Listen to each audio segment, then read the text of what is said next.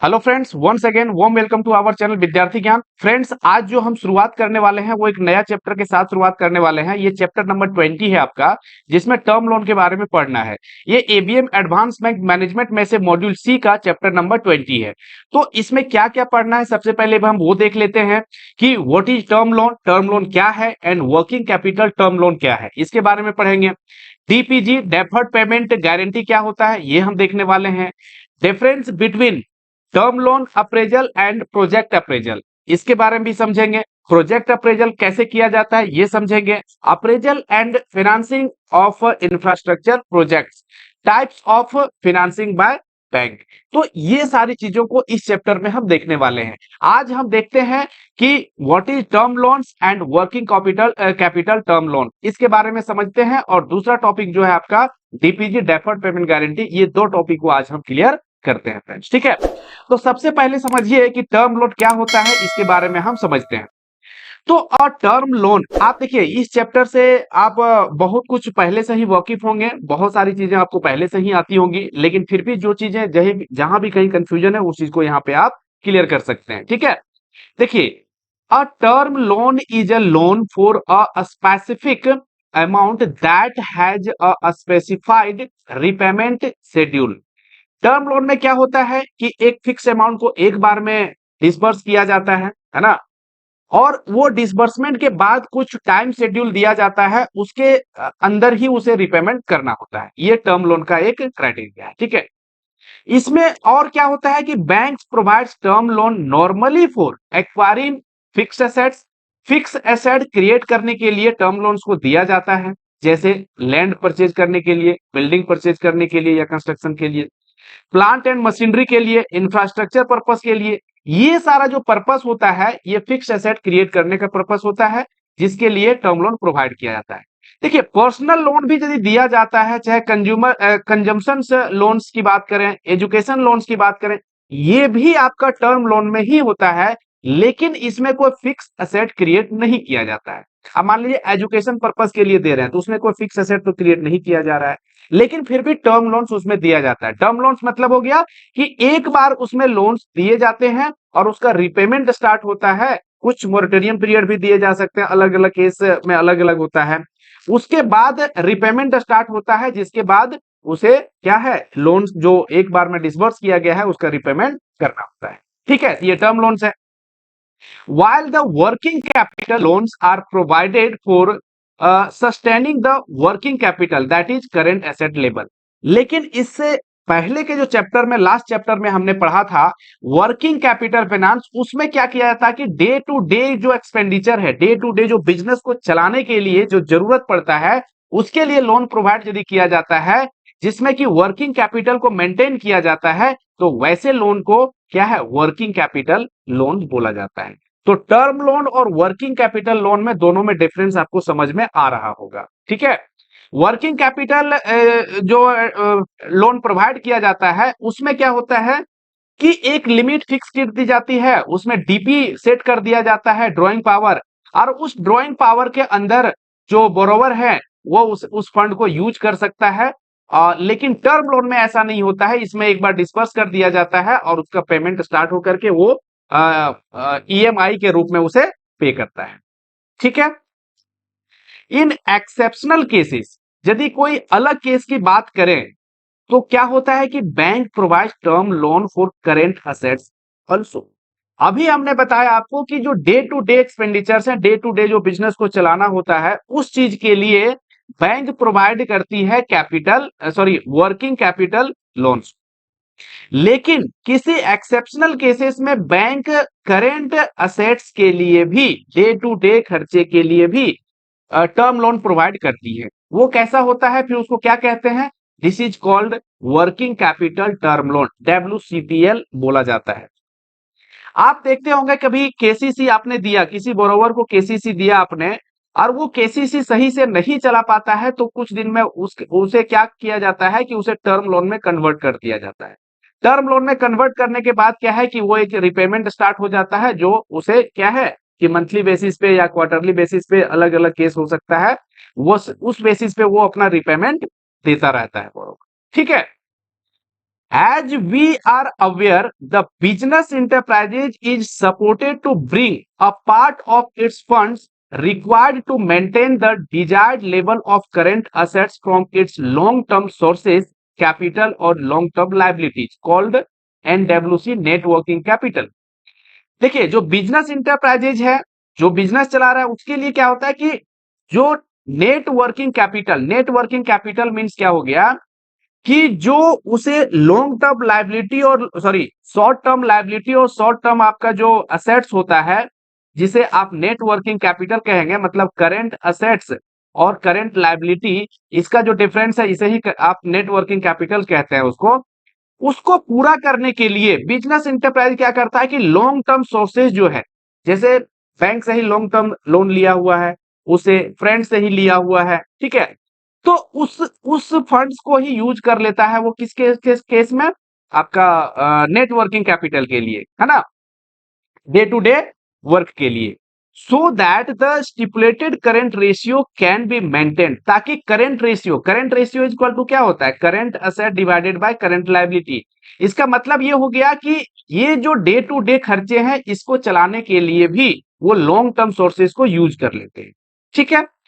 If the enterprises is not able to bring in the required amount of NWC, यदि वो net working capital को नहीं ये कर पाता है, उसको फुलफिल नहीं कर पाता है, it will feel liquidity crunch and business operations will be affected.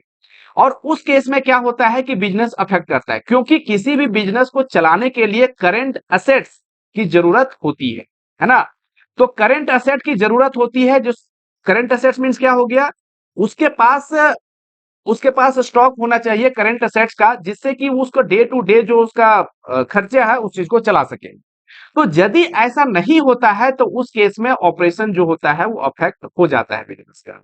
In such cases bank में प्रोवाइड WCTL, और वैसे केस में bank working capital term loan provide करता है वैसे एंटरप्राइजेस को। समझ में आ गया? यहाँ पे मान लीजिए बिजनेस का नेचर ऐसा है जो डेली बेसिस पे उसे इनकम नहीं हो रहा है लेकिन खर्चे हो रहे हैं, तो उस केस में खर्चे को चलाने के लिए उसे क्या है कि लॉन्ग टर्म सोर्सेस को यूज करना पड़ता है और फिर पूरा करना पड़ता है। तो वैसे केस में बैंक क्या करता है, उसे WCTL प्रोवाइड कर सकता है, वर्किंग कैपिटल टर्म लोन। आप देखे होंगे कोविड के टाइम में जो भी इंटरेस्ट का पोर्शन था, उस इंटरेस्ट के पोर्शन को क्या कर दिया गया, टर्म लोन में कन्वर्ट कर दिया गया, ठीक है। समझ में आ रहा है? तो एक तो हो गया कि किसी स्थिति में जब जो जिस पर्पस के लिए दिया गया था, वर्किंग कैपिटल पहले दिया गया था, लेकिन उसको सही से नहीं चला पाने के वजह से उसे टर्म लोन में कन्वर्ट कर दिया जाता है, जिसे WCTL कह सकते हैं। दूसरा केस हो सकता है कि वो जो बिजनेस इंटरप्राइजेज है वो करेंट एसेट्स मेंटेन ही नहीं कर पा रहा है वैसा, और उस पर्पस के लिए भी बैंक उसे working capital term loan provide कर सकता है। समझ में आ गया? अब देखिए, working capital loans are normally sanction for 1 year. जो वर्किंग कैपिटल लोन्स दिए जाते हैं वो 1 साल के लिए सैंक्शन किया जाते हैं, but are payable on demand, है ना। और वो क्या है, जब भी डिमांड किया जाएगा बैंक के द्वारा तो वो पेबल होगा। कहने का मतलब हो गया कि वर्किंग कैपिटल जो दिए जाते हैं, फाइनेंस किया जाता है, ये आपका 1 साल के लिए किया जाता है, 1 ईयर के लिए किया जाता है। और जब भी इसमें क्या होता है, इंटरेस्ट पोर्शन इसका पेमेंट करना पड़ता है बोरोवर को, है ना, इंटरेस्ट पेमेंट करना पड़ता है। और बाकी एक बार में उसका लिमिट सेट कर दिया गया कि इतने लिमिट का, मान लीजिए कि 5 लाख का है तो 5 लाख एक बार में उसको उसके लिमिट सेट कर दिया गया है। अब जितनी मर्जी वो 5 लाख तक वो उसे निकाल सकता है, लेकिन इंटरेस्ट का पोर्शन उसे देना पड़ता है और बैंक जब चाहे उसे डिमांड कर सकता है, क्या चीज, उसका जो लोन है उस पार्ट को, क्योंकि ये 1 साल के लिए ही सैंक्शन किया जाता है। Term loan are payable as per the agreed repayment schedule, लेकिन टर्म लोन जो होता है, जो एग्रीमेंट होता है, बिजनेस अलग अलग नेचर होता है, उसके आधार पे इसका जो रिपेमेंट शेड्यूल होता है वो अलग अलग हो सकता है, which is stipulated in the terms of the sanction. जब सैंक्शन किया जाता है उसमें जो कंडीशन रहता है उसके आधार पे उसका रिपेमेंट शेड्यूल स्टार्ट होता है।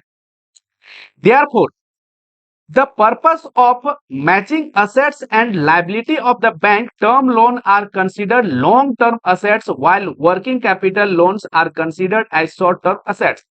तो असेट लायबिलिटी मिसमैच ना हो, इस वजह से ये टर्म लोन जो है इसको कंसीडर किया जाता है एक आपका लॉन्ग टर्म के लिए, लंबे समय के लिए दिया जाता है। लेकिन ये जो आपका वर्किंग कैपिटल होता है ये शॉर्ट टर्म पर्पस के लिए दिया जाता है।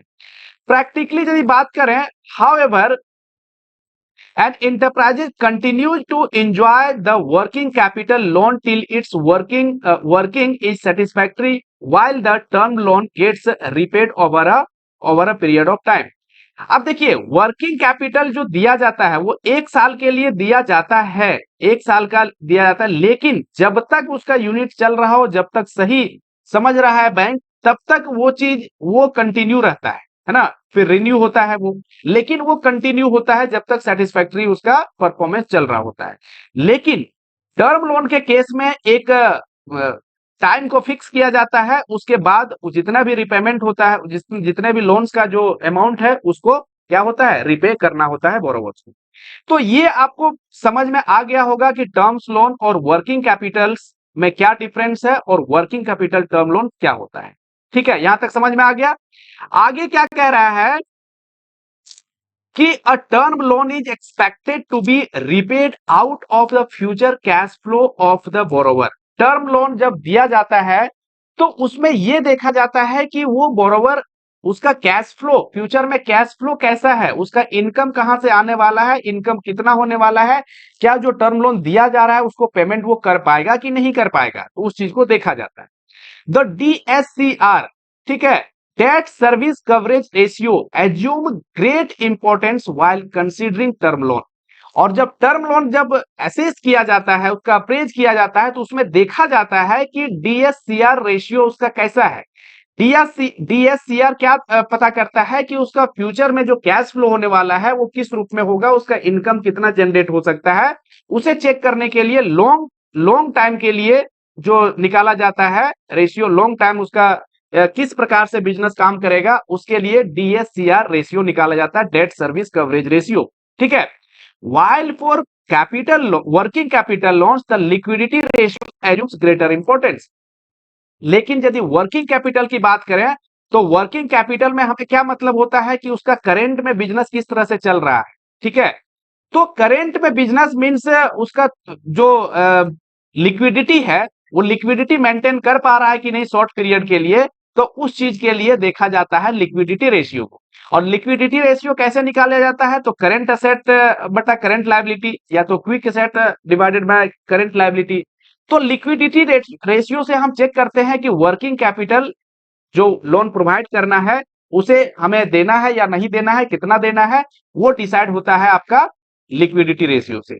लेकिन वही टर्म लोन की बात करें तो DSCR रेशियो निकाला जाता है, लॉन्ग टाइम में उसका आउटफ्लो, कैश का फ्यूचर कैश का इनफ्लो कैसा होगा उसको चेक करने के लिए DSCR निकाला जाता है। Is no uniform repayment schedule for term loan. Term loan के केस में कोई यूनिफॉर्म शेड्यूल नहीं होता है उसका रिपेमेंट का। क्यों नहीं होता है कि अलग अलग बिजनेस का नेचर अलग अलग होता है, जिसके वजह से ये अलग अलग रिपेमेंट शेड्यूल हो सकता है इसका। Each term loan has its own peculiar repayment schedule depending upon the cash surplus of the borrower, है ना। ये डिपेंड करता है कि जो बोरोवर है उसके पास कैश किस रूप में आ रहा है, उसका नेचर क्या है बिजनेस का, उसके आधार पे हो सकता है। ठीक है, समझ में आ रहा है। दस इन केस ऑफ सैलरीड पर्सन की बात करें, when ever income level is constant, उसका क्या है कि प्रत्येक महीने उसे इनकम मिलना है। The repayment can be through EMI system and in case of farmer. तो जब पेंशनर, यदि आप सैलरीड पर्सन की बात करें, पेंशनर की बात करें, तो इसमें क्या है कि EMI दिया जाता है, इसका फिक्स है कि प्रत्येक मंथ सैलरी मिलना है, तो उसमें क्या है कि मंथली सिस्टम पे उसे रिपेमेंट भी कर देना होता है। द रिपेमेंट ऑफ, यदि फार्मर की बात करें तो the repayment of principal and interest में coincide with the cropping pattern. अब क्या है कि यदि फार्मर की बात करें तो उसका क्रॉपिंग का पैटर्न कैसा है, शॉर्ट टर्म क्रॉपिंग्स है उसके या लॉन्ग टर्म क्रॉपिंग का नेचर है, उसके आधार पे वो रिपेमेंट सेट करता है।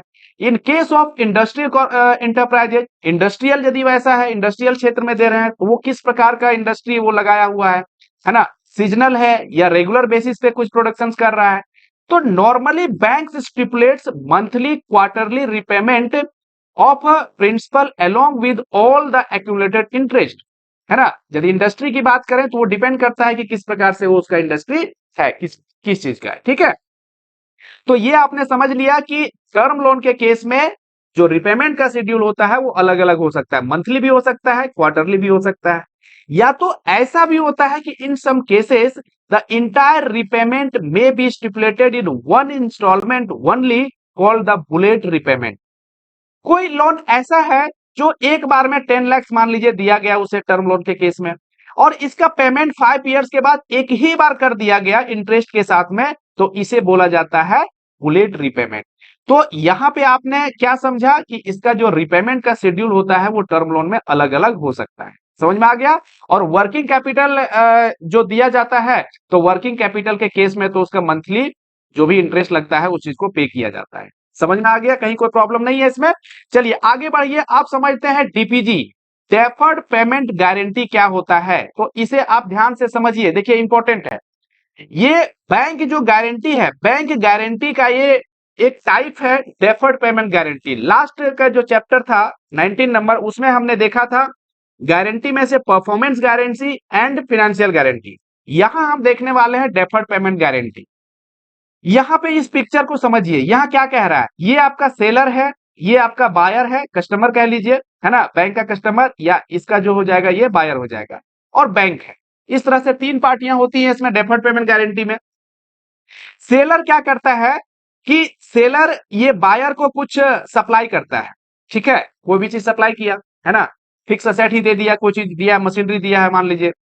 अब इस सेलर को क्या करेगा बायर, इसे पेमेंट करेगा, इंस्टॉलमेंट बेसिस पे पेमेंट कर रहा है, ठीक है। डेफर्ड पेमेंट गारंटी आपको मैं समझा रहा हूं। तो इंस्टॉलमेंट में वो पेमेंट कर रहा है, अब इंस्टॉलमेंट में पेमेंट कर रहा है, लेकिन इस सेलर को कॉन्फिडेंस नहीं है कि ये जो बायर है वो हमें हमेशा इंस्टॉलमेंट में पेमेंट करेगा, सही से करेगा, और जो भी प्राइस का इसको दिया गया है ना, जो भी मशीनरी है, जो भी चीज दिया गया है उस चीज को ये पूरा करेगा पेमेंट को। तो इसके लिए क्या करता है कि ये बोलता है कि नहीं, हमें बैंक से गारंटी दीजिए, यदि आप नहीं पेमेंट करेंगे तो बैंक से हम वसूलेंगे। तो जो ये कस्टमर है, जो बैंक का कस्टमर है, जो बायर है, वो आता है बैंक के पास और बोलता है कि ऐसा करिए, हमें एक गारंटी इशू करिए, ताकि जब हम पेमेंट उसे ना कर पाए तो उस केस में आप लायबल होंगे, और जो भी है हमसे आप जो भी एग्रीमेंट होगा जिस आधार पे, उसके आधार पे क्या है कि ये टर्म्स एंड कंडीशन को एक्सेप्ट करता है। क्या इसको देना पड़ेगा, क्या बैंक को प्रोवाइड करना पड़ेगा, है ना, इसके वजह से ये सिक्योरिटी भी प्रोवाइड करता है बैंक को। तो बैंक इस प्रकार से सिक्योरिटी के रूप में, गारंटी के रूप में इस सेलर को क्या करता है, गारंटी देता है ना। गारंटर के रूप में बैंक काम करता है कि जब नहीं पे किया जाएगा, bank will pay on behalf of the customer. जब नहीं पे करेगा ये आपका बायर, तो बैंक उस केस में पे करेगा उस, यदि कोई इंस्टॉलमेंट नहीं देता है ना, किसी प्रकार से, तो फिर वहां बैंक का रोल आ जाएगा, ठीक है। तो वही क्या कह रहा है कि when the purchasers of a fixed asset does not पे टू द सप्लायर इमीडिएटली, क्या कह रहा है कि जब गुड्स, कोई चीज फिक्स असेट को परचेज किया गया इस सप्लायर से, ये फिक्स असेट को परचेज किया बायर ने, और उसका तुरंत पेमेंट नहीं दिया, क्रेडिट बेसिस पे ले लिया, और उसे क्या है कि कुछ रिपेमेंट शेड्यूल तय किया गया, उसके आधार पे उसे पे कर रहा है वो, but pays according to an agreed repayment schedule, repayment schedule जो तय किया गया उसके आधार पे उसे पेमेंट कर रहा है, and the bank guarantee this payment, और बैंक जो है सो उस चीज का गारंटी लेता है कि हाँ, यदि वो कहीं डिफॉल्ट करता है रिपेमेंट शेड्यूल में, तो बैंक का रोल आता है वहां पे, और बैंक उस चीज को पे करेगा। The guarantee is called DPG, deferred payment guarantee बोला जाता है इस प्रकार से, ठीक है। This is an non fund based method for financing purchase of fixed asset. तो फिक्स असेट जब परचेज किया जाता है बायर के द्वारा सेलर से, तो इस प्रकार के जो फाइनेंसिंग किया जाता है ना, बैंक के द्वारा, तो वो non fund based guarantee, non fund based आप फाइनेंसिंग कह सकते हैं इसको, क्योंकि तुरंत कैश, तुरंत फंड प्रोवाइड नहीं किया जाता है सेलर को। जब बायर रिपेमेंट शेड्यूल को क्या करेगा, डिफॉल्ट करेगा, तब बैंक उस चीज को पे करेगा। However, if the purchaser defaults in payment of any amount, the bank has to pay the same to the supplier and the exposure becomes fund based till the amount is recovered from the client। और जब default करता है buyer, है ना, payment नहीं देता है seller को, तो उस केस में बैंक उसको पे करेगा और बैंक फिर क्या है, क्लाइंट से, उस जो बायर है उससे फिर वसूलेगा। ठीक है। और इस प्रकार से जो नॉन फंड बेस्ड था वो फंड बेस्ड में कन्वर्ट हो जाए, क्योंकि बैंक को पैसा देना पड़ रहा है। The risk involves in DPG are same as those in terms loans and therefore the appraisal of DPG is same as that for a term loan. और इस प्रकार से इसका अप्रेजल जो टर्म लोन के केस में किया जाता है, अप्रेजल्स कि किसी बोरोवर को देना है लोन कि नहीं देना है, कितना देना है, ये सारी चीजों को जो देखा जाता है, उसी प्रकार से डीपीजी के केस में, डेफर्ड पेमेंट गारंटी के केस में भी देखा जाएगा, क्योंकि यहां भी फंड इन्वॉल्व होता है, लेकिन तुरंत नहीं देना पड़ता है, बाद में इसे देना पड़ सकता है। इसलिए वो बोरोवर जो है, जो बैंक गारंटी को ले रहा है, उसका देखा जाता है कि क्या वो लेने लायक है भी गारंटी कि नहीं है। ठीक है। तो इस तरह से ये डेफर्ड पेमेंट गारंटी काम करता है। इसमें कहीं कोई प्रॉब्लम आपको नहीं है। तो देखिए आगे बढ़ते हैं। Difference between term loan appraisal and project appraisal. Term loan आप समझ रहे हैं, और प्रोजेक्ट अप्रेजल क्या होता है कि जब बड़ा बड़ा जो प्रोजेक्ट है उसके लिए लोन जब दिया जाता है तो उसका जो अप्रेज किया जाता है, और जो टर्म लोन का जो अप्रेजल होता है, छोटे केस में बात करें तो कैसे डिफरेंस है एक दूसरे से, उसके बारे में समझिए friend. For appraising a stand alone term loan proposal, यदि सिर्फ एक टर्म लोन की बात करें, ठीक है, all the concepts involved in a project's appraisal may not be necessary to be applied through all concepts of a term loan appraisal are applicable to project finance also। कह रहा है कि यदि आप एक छोटा, इसको इस जैसे ये आपका जो प्रोजेक्ट है, ये ब्रॉड सेंस में मानते हैं इसको, इसमें से एक छोटा पार्ट आप मान लीजिए टर्म लोन का, क्योंकि प्रोजेक्ट अप्रूवल जो होता है, प्रोजेक्ट अप्रेजल जो किया जाता है, उस केस में जिस तरह से अप्रेज किया जाता है इसको, टर्म लोन के केस में उतना सारा चीज नहीं देखा जाता है। ठीक है, क्योंकि प्रोजेक्ट अप्रेजल एक बड़ा सेंस है और जो टर्म लोन दिया जा रहा है उसी में से एक छोटा पार्ट होता है। तो इसीलिए कह सकते हैं कि आपका टर्म लोन का जो अप्रेजल है वो प्रोजेक्ट अप्रेजल से अलग होता है। समझ में आ रहा है? तो वही यहां पे आपका कह रहा है कि for appraising a stand alone term loan proposal, सिर्फ अलग से टर्म लोन अप्रेजल यदि हम बात करें, all the concepts involve in project, जो कॉन्सेप्ट आपका प्रोजेक्ट अप्रेजल्स के लिए होता है, may not be necessary to applied, वो टर्म लोन के केस में सारा केस अप्लाई नहीं होगा। Though all concepts of term loan appraisals are applicable to project finance also, जो भी प्रोजेक्ट फाइनेंस किया जाता है उसके लिए जितने सारे चीज को देखा जाता है, तो टर्म लोन के केस में नहीं देखा जाता है। क्यों? क्योंकि टर्म लोन आपका एक छोटा केस है और जो प्रोजेक्ट अप्रेजल होता है ये बड़ा सेक्स होता है। ठीक है, ये बहुत ज्यादा बड़ा इन्वॉल्वमेंट होता है इसमें। समझ में आ रहा है? तो यही आपका डिफरेंस है दोनों। इन प्रोजेक्ट फाइनेंस, यदि प्रोजेक्ट के लिए फाइनेंस किया जा रहा है, all the financial needs of the enterprises including working capital requirement are appraise. Project finance के केस में टर्म लोन तो दिया ही जाता है, लेकिन उसके साथ साथ वर्किंग कैपिटल रिक्वायरमेंट कितना है, क्या है, उस चीज का भी अप्रेज किया जाता है। लेकिन सिर्फ टर्म लोन की बात करें तो उसमें वर्किंग कैपिटल का रिक्वायरमेंट वगैरह नहीं देखा जाता।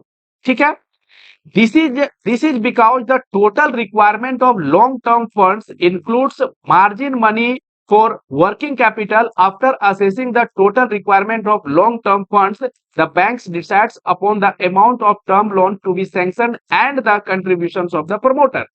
सारी चीज को देखने के बाद वर्किंग कैपिटल उसका कितना रिक्वायरमेंट है, टर्म लोन का कितना रिक्वायरमेंट है, और उसका जो प्रमोटर्स है, प्रमोटर्स का कितना कंट्रीब्यूशन होगा, ये सारी चीजों को प्रोजेक्ट अप्रेजल में किया जाता है। प्रमोटर मीन्स जो लोन को लिया जा रहा है, जो जो वो प्रोजेक्ट को, जो प्रोजेक्ट का मालिक है, जो फंड उसमें लगाया हुआ है, जो लोन ले रहा है, उसका कंट्रीब्यूशन कितना होगा, ये सारी चीजों को प्रोजेक्ट अप्रेजल में देखा जाता है। ठीक है, if an existing enterprises wants to purchase a new machinery, कोई एग्जिस्टिंग एंटरप्राइजेज है ना, वो एक नया मशीनरी लेना चाह रहा है, which are not going to have a major impact on the volume or compositions of the business, it will serve little purpose to have a have a detailed examinations of techno economic feasibility, managerial competence, IRR etc.